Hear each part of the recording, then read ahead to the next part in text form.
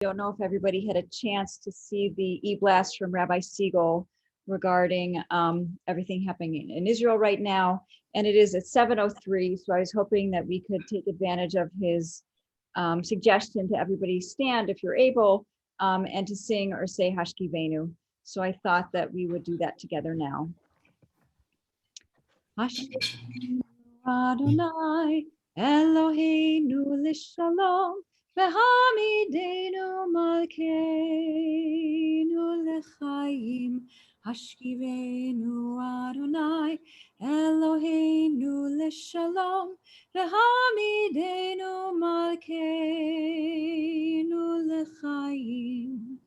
Ufros aleinu sukat shalomecha Itakninu bitzah tova milfanecha v'hoshienu leman shemecha. Hashkivenu Adonai Eloheinu l'shalom v'hamidenu malkeinu l'chaim. Hashkivenu Adonai Eloheinu l'shalom v'hamidenu malkeinu l'chaim. Help us, God, to lie down in peace and awaken us again, our sovereign to life. Spread over us your shelter of peace. Guide us with your good counsel. Save us because of your mercy. Shield us from enemies and plague, from starvation, sword, and sorrow. Remove the evil forces that surround us. Shelter us in the shadow of your wings, O God, who watches over us and delivers us, our gracious and merciful sovereign. Guide our coming and our going. Grant us life and peace now and always. Spread over us the shelter of your peace. Spread over us the shelter of your peace, and praised are you, God, who spreads the shelter of peace over us, over all God's people, Israel, and over Jerusalem. Thank you all for participating in that moment, and we send peaceful energies to all right now. With that, we now change our tone, and we're so happy to welcome Berit Engen here to our evening. I don't know, Amy, if you were planning on, had words of introduction. I neglected to get a bio. I'm sorry. So I think I'll let Berit give you her story, because I think it's best coming from our guest speaker as opposed to me. So Berit, without further ado, I'm going to put you in a spotlight and let you begin by telling us a little bit about you and your artwork before you get started with your PowerPoint, okay? Okay, sounds good. Thank you. And my name is Berit Engen. I was born in Norway, Oslo, Norway, in 1955. In 1855, I immigrated to the United States because I'd met my husband to be in Norway, and in 1985. When did I say? 1985. 1855. Oh, did I say 1855? Okay, numbers is not my strongest part, obviously. So I came here in 1985, and we got married, and we had 3 children. And after 16 years of marriage, I chose Judaism, and I have been active in our synagogue, teaching Hebrew, actually, and holidays, and working in the preschool, and doing lots of different things. But eventually, 13 years ago, I went back to what I used to do, which was weaving tapestries. And this time I wanted to do a Jewish project only. So it's a 20-year project called Weft and Drash. Weft being the yarn that goes into a loom or the warp that makes the picture, and Drash is another word for midrash. exploration and looking into Jewish text and finding kind of also your own interpretation of the text. And so it's called Weft and Drash, Weaving 1,000 Jewish Tapestries. The tapestries are small. I now have about 650, I think. And yeah, I have a few more years to work, but it's falling into place. And I'm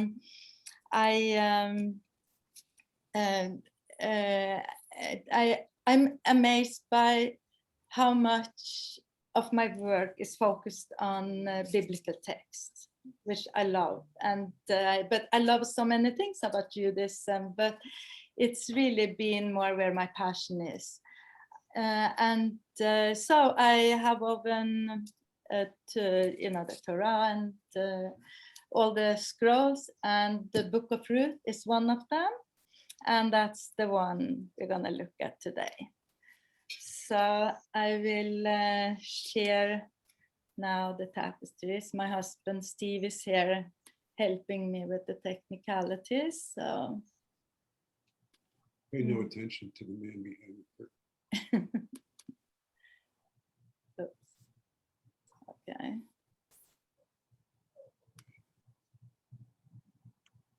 Okay, so they don't see this here, right? Maybe they do. Okay. So, inspired by Megillah Ruth, The Beauty of Biblical Minimalism. That's the title of the series of 15 tapestries. And I'm struck by the beauty of biblical Hebrew when when I can read it in Hebrew, and being an immigrant, I have to deal with at least one more language, and I have studied several languages. Arabic is one of them. So learning Hebrew wasn't that hard for me. And but anyway, as you all know, the Torah and the biblical text, they don't share all that much, right? So it's not only the Book of Ruth that is kind of minimal in the text, but that was the inspiration to this series, the feeling of the language. So here you see an overview of the tapestry, starting up in the right corner, kind of pretend it's Hebrew. And upper right corner, do you see the cursor here? Yeah. And then this way, back here. And this being the last tapestry. So now I will go through each tapestry and just read the title. So, by the way, these tapestries are woven in linen yarn, because linen really reflects the light, and it's the medium I like to work in. It's a Scandinavian linen yarn, and it's sort of fitting for the story of Ruth, because she, she's out in the field. This is about the harvest and the sheaves, and it's not about sheep and shepherding. So I also grew up with sheep. My grandfather had lamb, and in Norway we had beautiful wool, but I weave with Scandinavian linen yarn. And it happened in the days when the judges ruled, that there was a famine in the land.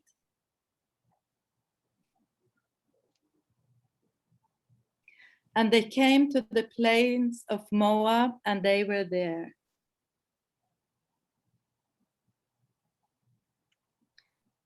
And Elimelech, Naomi's husband, died. Mahlon and Chilion died as well.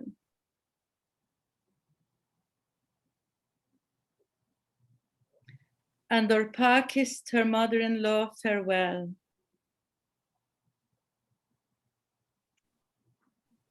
But Ruth clung to her.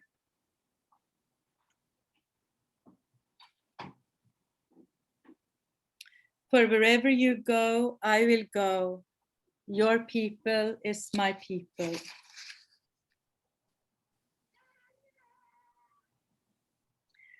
And it happened as they came to Bethlehem that the whole town was astir over them. And the women said, "Is this Naomi?"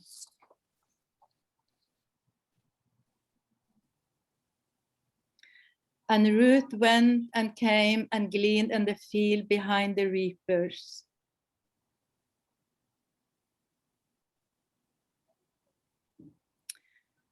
I am Ruth, your servant.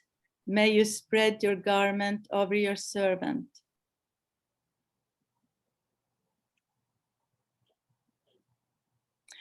And all the people who were in the gate and the elders said, "We are witnesses."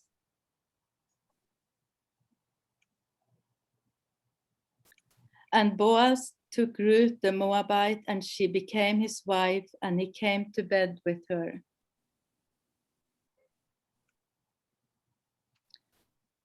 And Naomi took the child and placed him in her lap and became a nurse for him.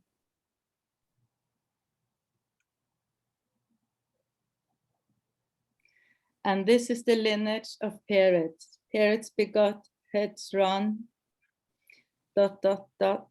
and Jesse begot David.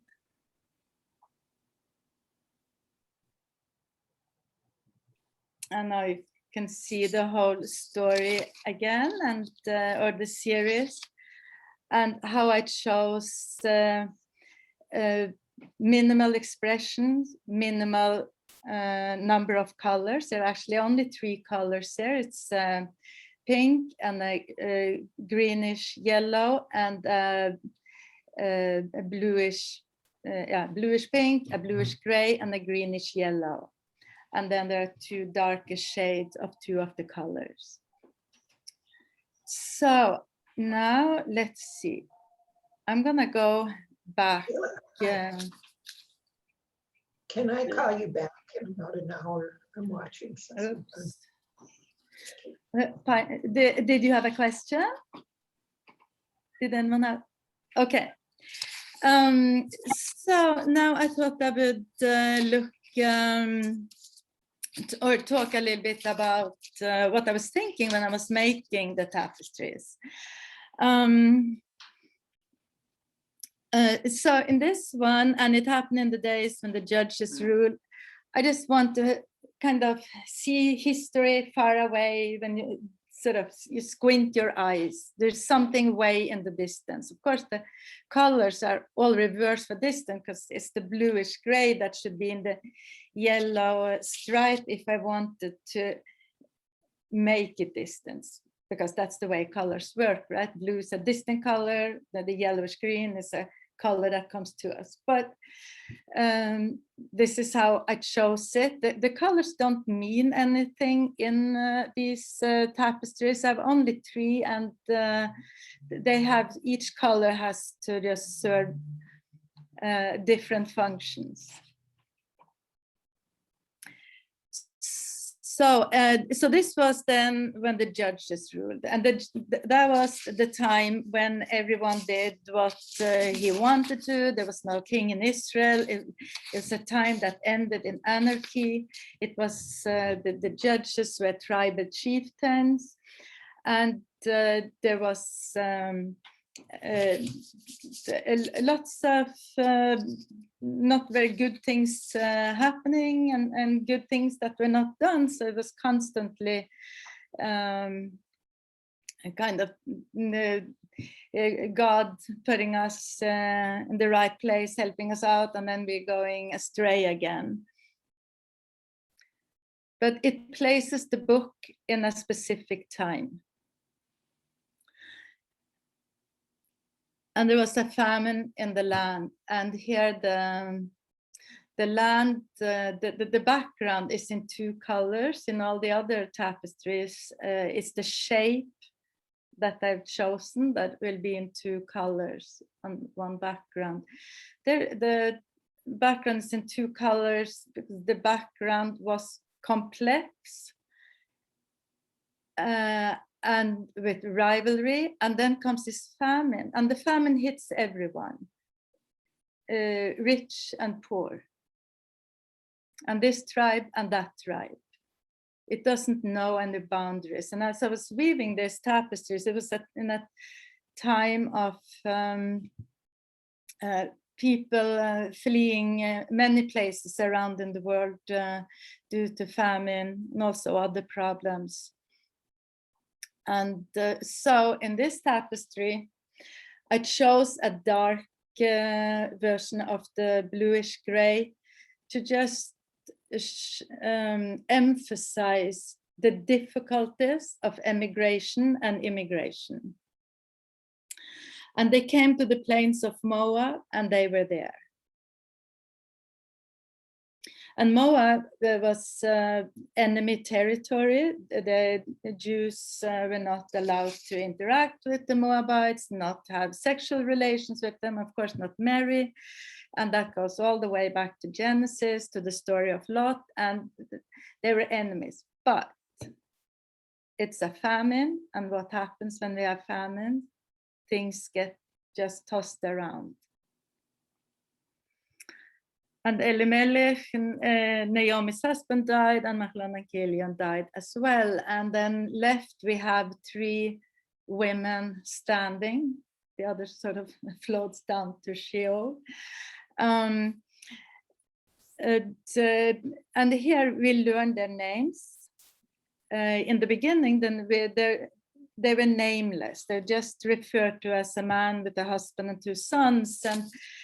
And as one commentary I read said that that's sort of indicative of a society where people don't know each other, they don't respect each other, they don't care. It sort of emphasizes that aspect. That here we get the names, and what do we learn from the names?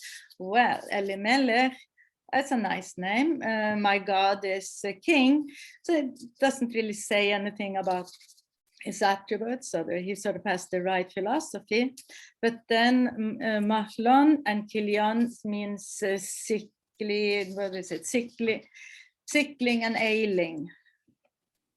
And that, of course, foreshadows what happens, they die.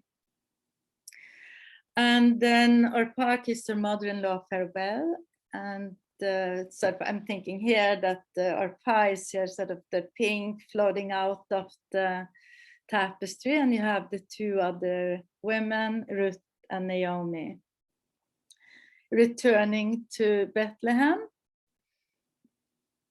which is a strange thing to say because, of course, for Naomi it is return, but Ruth had never been to Bethlehem. So there is something there that might indicate that something was meant to be, something was laid out in the cards from the very beginning. And Orpah had, Naomi had told her daughter-in-laws,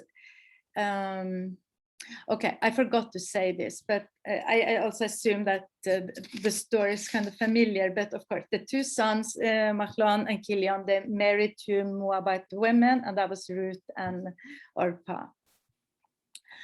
And then Ruth decides to go with Naomi back to Bethlehem, and says that she clung to her.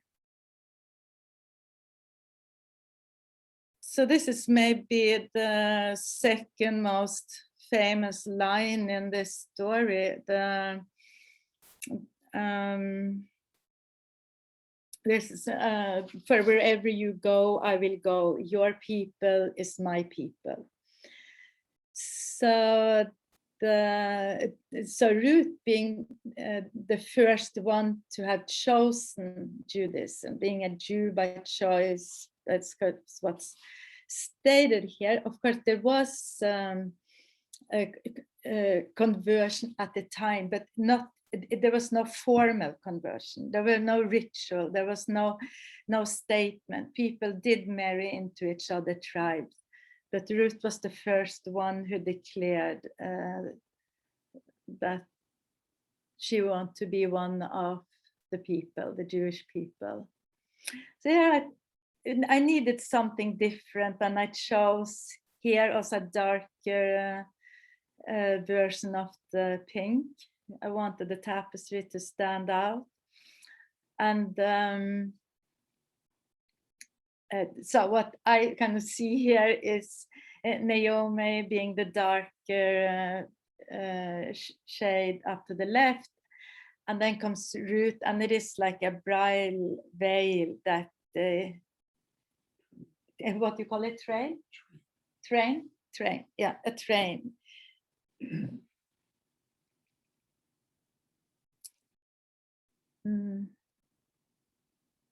And then they're coming to Bethlehem, and that is kind of bittersweet, of course. So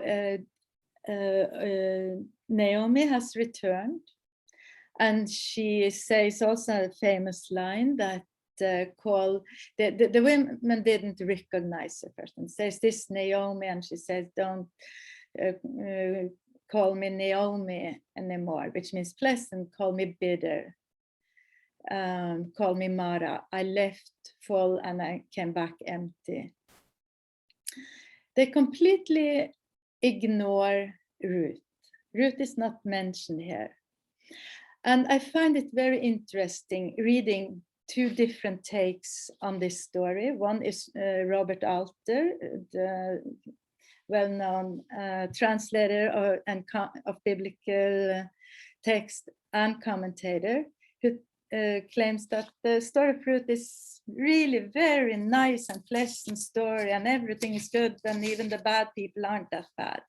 Aviva Zornberg has a different take. Also, I mean, she says, also a commentator on biblical text, lives in Israel. She was born in Scotland and emigrated to Israel when she was about 25, while as Robert Alter is American and has been here, or it's living here, has not emigrated. So here it's a woman who emigrated, and there is a man who doesn't have any immigration story. And I think it colors the way they look at the book. I might be wrong about that, of course, but Aviva Zornberg talks about how things were difficult for Ruth, being the stranger, not just the non-Jew, but really the foreigner, being overlooked, being referred to as the Moabite, which was, they might as well have said the enemy, even if she was an Eshet Chayil, a woman of value. So anyway, let's move to the next one. So here Ruth is out in the field gleaning. There is from Deuteronomy, the laws about being able to gleaning in the field, that you have to leave the field, the corners of the field for the stranger. And she's out in the field and meets Boaz in the field, who sort of starts to take interest in her, takes care of her, take interest in her. And this is part of Naomi's plan, because Naomi comes back without anything. So she wants Ruth to go out and gather food and hopefully getting to know Boaz. We're then touching on the levirate marriage law, where a man is obliged to marry a widow within his larger family, primarily his brother, but then it can also be the larger family. So we'll get back to that later. Here we come to Ruth's plan, because she enters then the tent of Boaz in the night, and he says, who are you? And well, he has seen her daytime, but it's dark, and she says, spread the garment over your hand, of what was it, of your servant, and you are the kinsman redeemer. So her hope is, let's assume her hope is that he will marry her and be her redeemer. They need someone to give them status in the society, give them a life, have respect, and that happened only through marriage.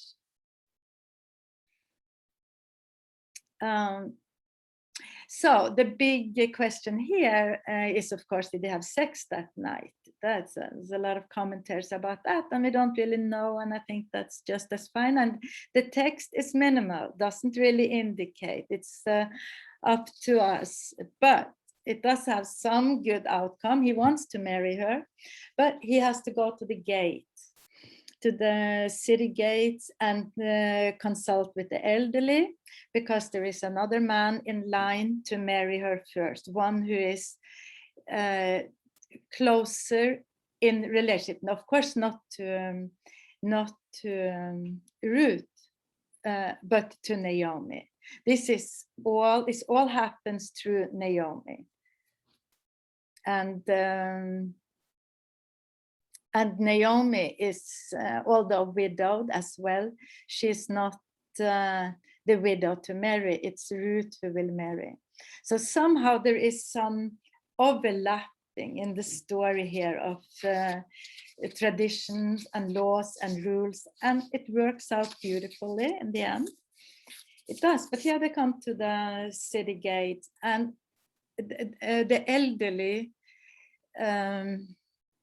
that's the blue shape behind the gate, so the yellow shape, and I could not help but weave this shape as a rat. I wove this tapestry in the time of Me Too, and was just one awful story also within our own community, as you know, after the other, about men and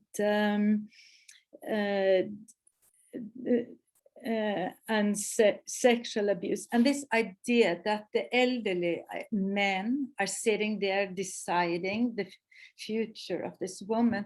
Well, that sounds very nice if these elderly men are nice men, but how do we know if they are nice? How it has a double feel to it, and so that's kind of what I focused a little bit on here. And then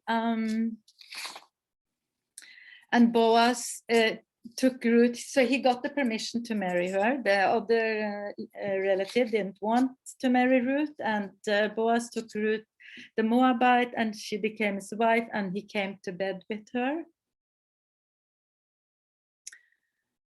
And then they have a son, Obed.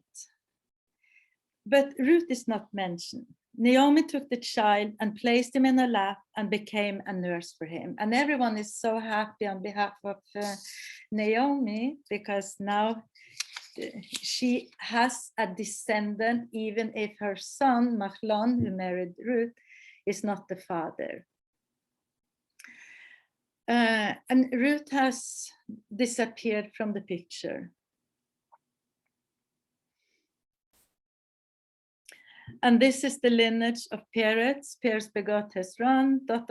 and Jesse begot David. And here we have this thing that Ruth is the great grandmother of David, which then gives Jews by choice a high status in Judaism. I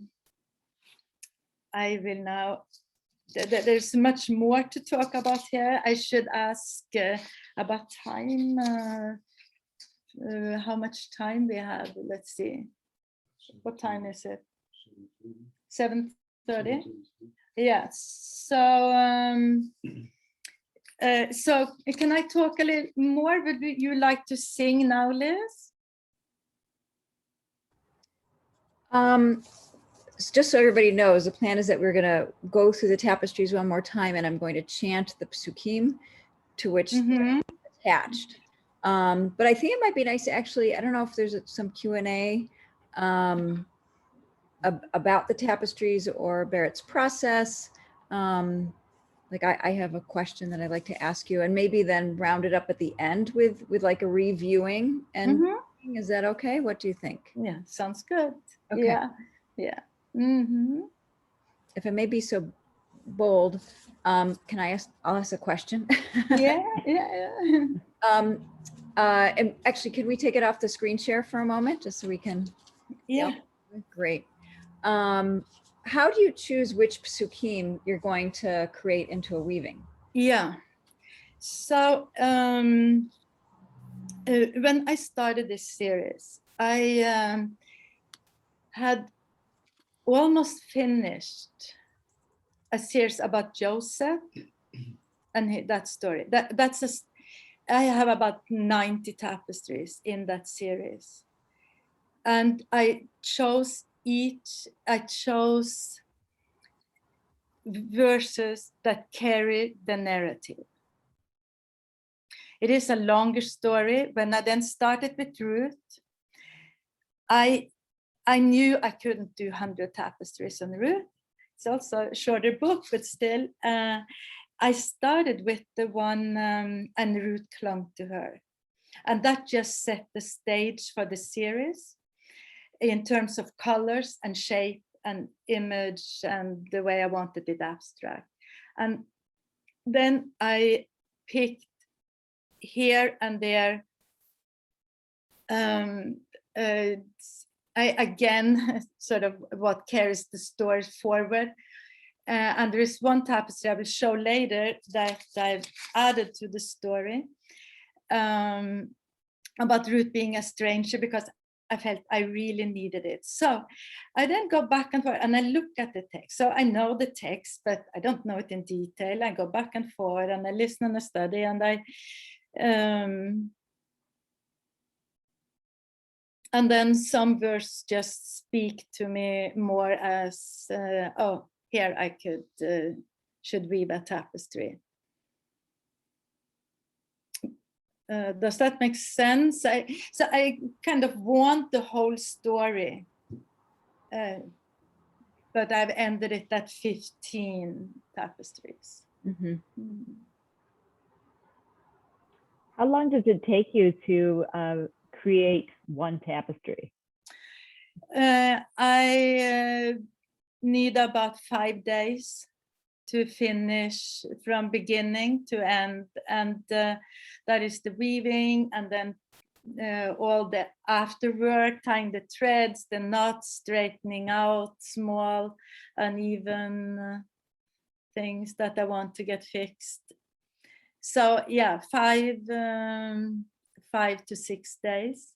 So that means I weave about 50 per year, and it might sound a lot, but it's really just a stack like this, and a little, yeah.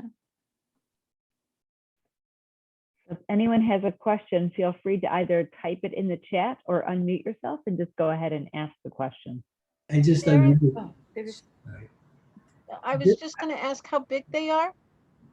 And these here are 9 inches tall, and I think they are all the same size. So they're about 9 by 8 inches. And when one makes smaller work, and especially when I'm dealing with threads that, you know, there is a limit for how tight it can be. It's quite challenging to weave small. I also have woven larger. It's a very different feeling. I compare it to weaving haikus, like writing haikus versus writing a novel. You can put a lot into a novel. When you make small, it has to be real focused. It has to, there is no escape anywhere. Yeah, it takes a different type of energy and focus. Do you have your weavings all planned out before you start? Or do you take the narrative like the first 3 and then say, I'm going to go to this one? Or do you like have it planned out and then you find you needed one more to go in? So I don't plan it out in the beginning. And I got a commission at Har Zion Temple in River Forest. It is a beautiful synagogue with the famous grotto windows.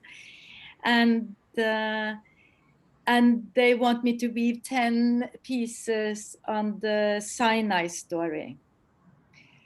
And sure, I was going to do that, no problem. And I started and I realized that I needed to show them a plan, and I needed a plan because it was 10, it was not 11, it was not 8, 12, because I couldn't run out of themes, or I need to make sure that the important themes were covered. So then I then did decide on the themes for each tapestry, somewhat on the colors, but there's always something happening on the way, so I cannot make a complete plan. Can I make a comment and ask a question? Yeah. So the comment is, as lovely as though it is to see this in video, if you have not seen this live, you're missing something, in my opinion. The vibrancy, even the colors that Berit minimizes, maybe the minimalization is what's so, it just gets inside of you. And then the question is, what is the place of music and chanting? And when you work, you don't just see it, hear. You hear and you sing and you chant, don't you? Well, I do chant. I have never chanted the Book of Ruth, but I've learned the tropes for it, and I chanted the Torah and Haftarah, and actually the Joseph story is built on the principle of cantillation. But it's not like I can't say that the chanting inspired the story. It was more the text. Is that what you asked? No. He's thinking of the prayer. Oh, you're thinking about the Brandhandler tapestries? Yes. No. Okay. So I did weave a series based on a melody written by cantor David Brandhandler to Modine, where I had a thread for each note on the piano, and they just kind of would follow, and it then makes a special pattern. Yeah, so I've done that in another series. Yeah.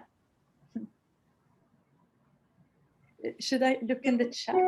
Do you have, do you do only special commissions, or do you have an inventory of work that we can see, or? Yeah, I do have an inventory, and if you contact me, so if you Google me, you can go to my website, and there's a contact form, or maybe through Anshe Emet, they can give you the email too, and then we can be in touch, and I can show you what I have. Thank you. Yeah, if anyone is interested, just let me know. I'll be happy to share the contact information. Who's, I have a question for Berit. I'm wondering if you are influenced by other artists' work, or if you've found other people to be helpful in terms of how your process evolves. There was a time when I read a lot about art when I was in my early 20s, and I hitchhiked through Europe. I went to all the museums and studied this artist and that artist, and loved it. And but when I started weaving tapestries, I really found my own expression very soon. I was in my early 20s, now I'm in mid 60s. So it's quite a few years ago, but, and it was really not what was in vogue at the time, which was kind of very compact, heavy fiber art and sculptural work and things sticking out of tapestries and all sorts of materials. I chose linen. I wanted it fine. I wanted it could be small or larger. I developed a series of expressions, and more or less that's what I'm working on now, because because it takes a long time to weave one thing. It's still a source that I draw from, although I develop new things. Now, in terms of artists, believe it or not, for me, Mark Rothko is the one that I really like, even if, and maybe that, when you see the Book of Ruth, that you can see some connection maybe. But really with my other work, you wouldn't think that it's Mark Rothko, but I just feel that he just mastered the totality, the simplicity, and the way he painted. There is life in the paint, and the way that I get life in the yarn, especially using linen yarn and also different nuances. But of course, there's several artists, other artists as well, in one way or another. Yeah. So should I? Oh yeah, not the chat. Yeah. I had another question. Yeah. Berit, you said that you're in the process of creating these 1,000 tapestries. That's your goal. Mm-hmm. Yeah. You know where you're going next, or where are you in that process? Are you taking everything kind of linearly throughout the Tanakh, or? No, I do Yiddish courses. I really want to weave Elvis Presley as a Shabbos goy, and then I will go back to finish the Joseph story. It goes back and forth. But where I am, so around 650 tapestries, although I kind of been able to organize my project. That's taken a lot of time. What I will do after, well, I then will be probably in my 70s, and I don't know if I will retire or what I'll do, but I work every day. I have this thing that I say that on Shabbat it's a hobby, because I cannot not do anything, so then I do it as a hobby. So I have about 36 series that then some of them are divided into sub-series, and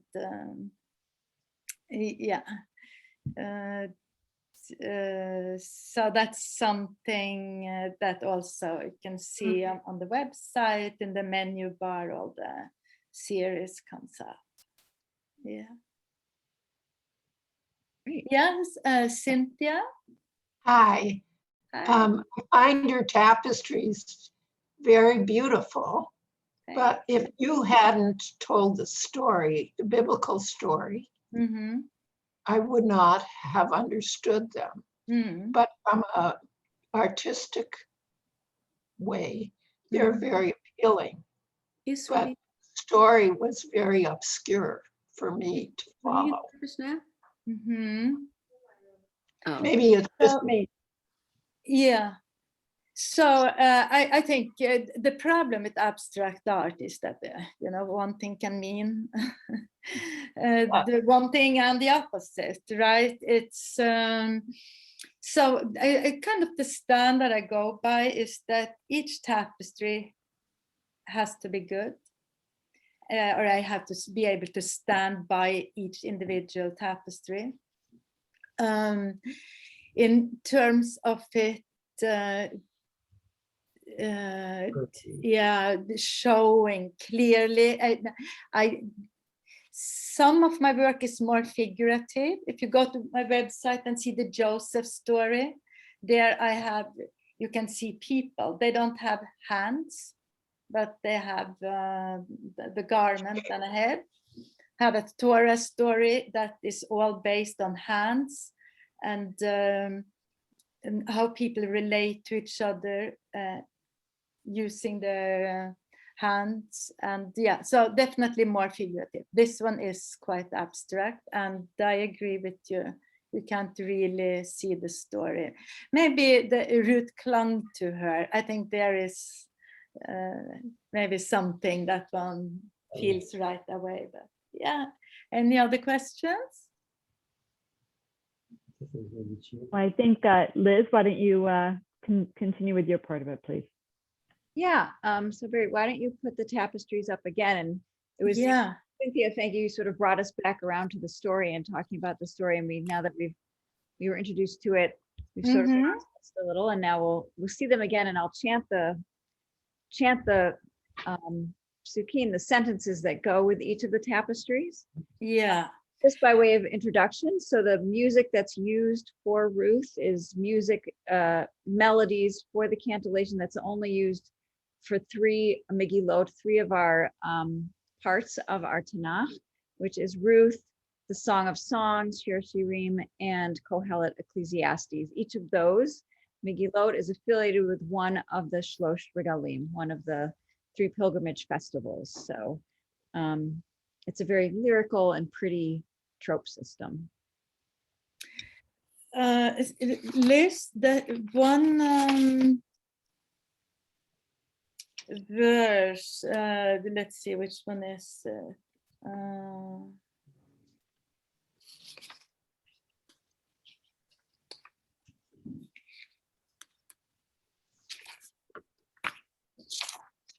one second.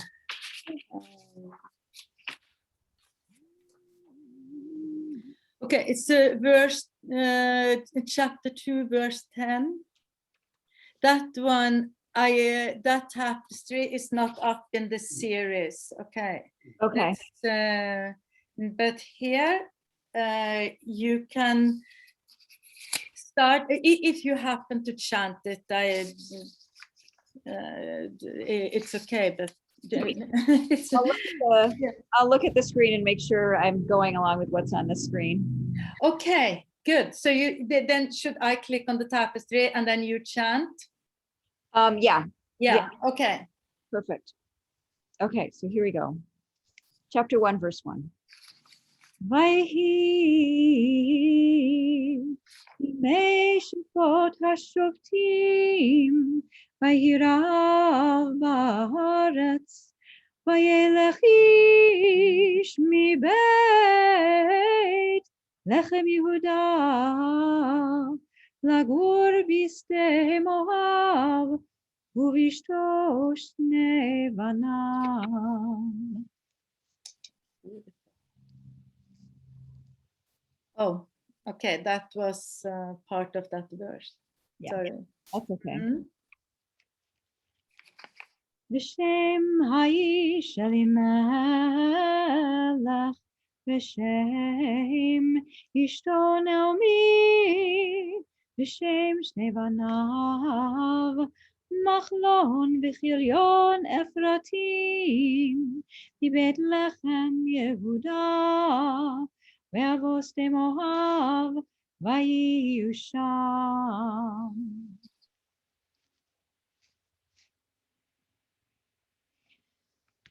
וימות אלימלך איש נעמי, ותישאר היא ושני בניה, וימותו גם שניהם מחלון וכיליון, ותישאר האישה משני ילדיה ומאישה.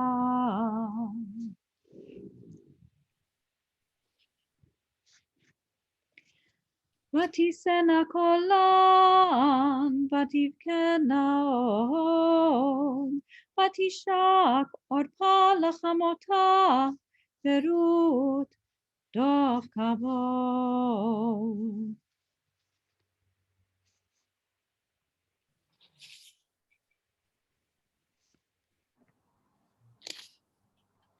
ותאמר רות אל תבכי בי, לעזבך לשוב מאחרייך, כי אל אשר תלכי אלך, ובאשר תליני אלין, עמך עמי, ואלוהיך אלוהי.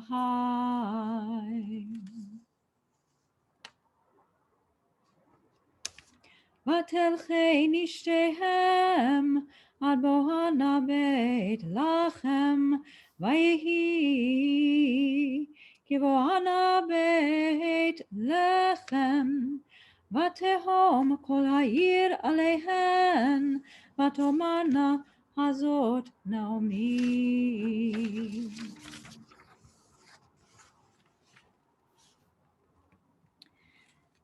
תלך ותבוא ותלקט בשדה אחרי הקוצרים, ויקר מקראה חלקת השדה לבועז אשר במשפחת אלימלך.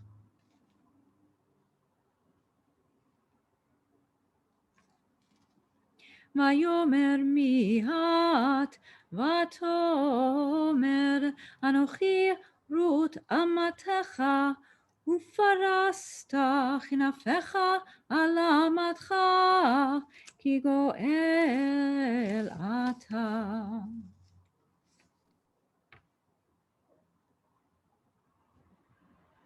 ויאמרו כל העם אשר בשער, הזקנים עדים, ייתן אדוני את האישה הבאה אל ביתך, כרחל וכלאה אשר בנו שתיהם את בית ישראל, ועשה חיל באפרתה, וקרא שם בבית לחם. ויקח בועז את רות, ותהי לו לאישה, ויבוא אליה, ויתן אדוני לה הריון, ותלד בן. ותיקח נעמי את הילד, ותשיתהו בחיקה, ותהי לו לאומנת.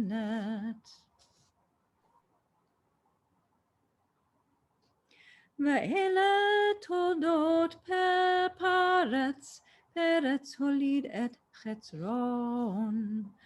ועובד הוליד את ישי, וישי הוליד את דוד.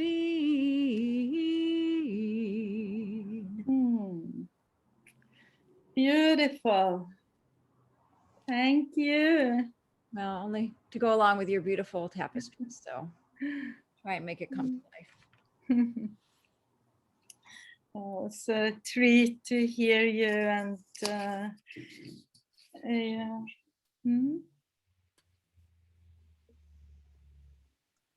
Can I have a question? Mm-hmm.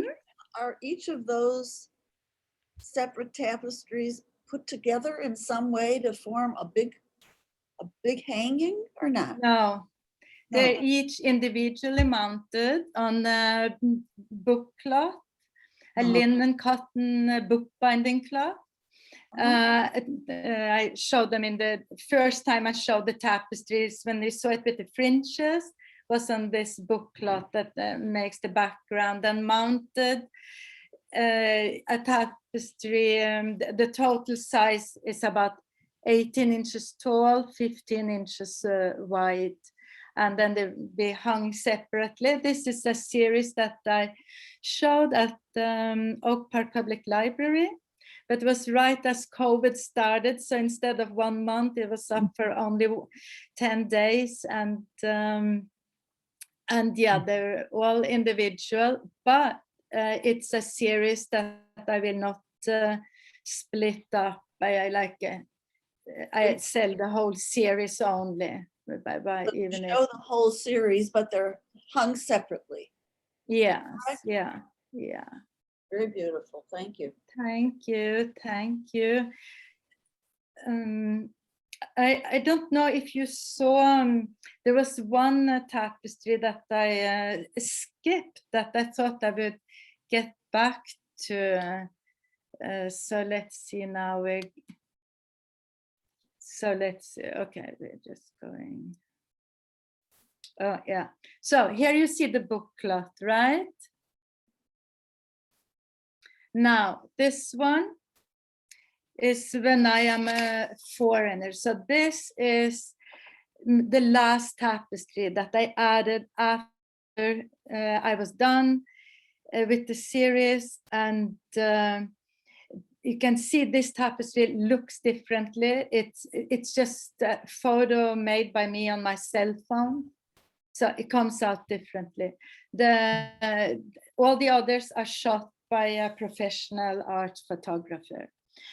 But I included this because after listening to Aviva Zornberg's YouTube on the talk on becoming Ruth, and she focused so much on Ruth being the stranger, I was thinking, yeah, of course, I have to have that too, especially because I myself had gone or I'm going through now a little bit of a difficult time of reflecting on being a stranger, not a stranger to Judaism, but a foreigner, one who comes here. And this is the only tapestry where you can see the shape, the yellow shape and the gray shape. It barely shows here. This is Ruth.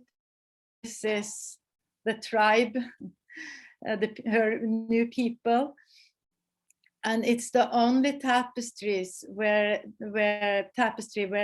these two shapes are not connected into one. They're separate, and it goes with the idea of that she was the stranger. So what does that mean? It's very much about what one leaves behind and what one cannot share. The identity that one brings with that cannot be shared because one doesn't speak the same language, or the language that, for instance, I speak Norwegian, no one understands that here. And it's a different sensibility. The references are different, and it can create a lonely feeling. It's not that people are mean to me or not welcoming. People are kind and welcoming, but and it's aspect of the stranger that I think we don't deal with much in Judaism. Now we just don't Passover, and it's the stranger, and we should take care of the stranger, which means giving shelter and food, the most primary things, and which is very important. Then it comes that other level that gets less focus. So I don't know, maybe I shouldn't elaborate more on that here, but that's why I really wanted to add this tapestry.